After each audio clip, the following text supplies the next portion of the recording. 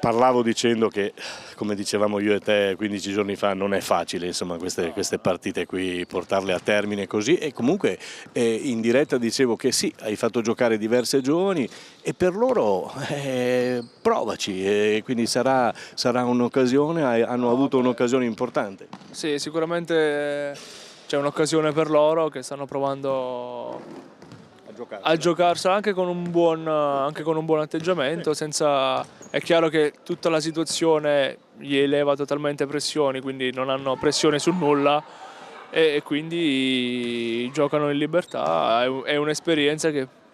magari proveranno a portarsi poi indietro, provando a raccogliere la cosa migliore possibile. Sì, sì, sicuramente, perché tanto ormai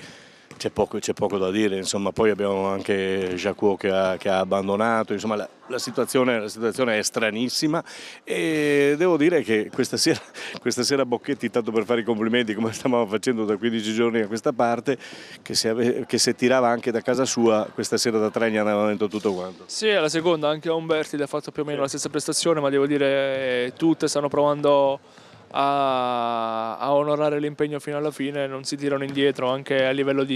nonostante i 40 minuti alla difficoltà, anche a livello di botte e di colpi, quindi. Ma era un'indicazione quella di andare al tiro da tre quasi sempre, oppure tanto per portarsi sotto? No, non era un'indicazione, è chiaro che nelle condizioni in cui siamo, anche a livello fisico, contro le squadre che atleticamente ci danno 4 giri è difficile riuscire ad avvicinarsi al canestro, quindi proviamo a costruire qualcosa che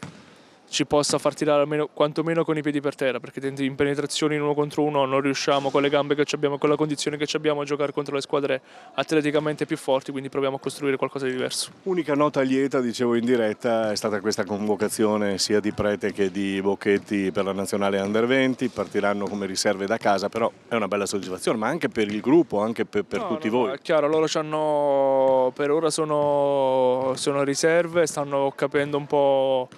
Comunque c'è un europeo da giocare in estate, sicuramente ci saranno altri raduni, vediamo se avranno opportunità comunque di partecipare ai prossimi raduni o meno, comunque già stare lì nel giro e attenzionate comunque è una cosa di rilievo e importante per loro. Mario, testa alla prossima partita, non resta altro, ormai quest'annata va così. Sì, la portiamo a termine.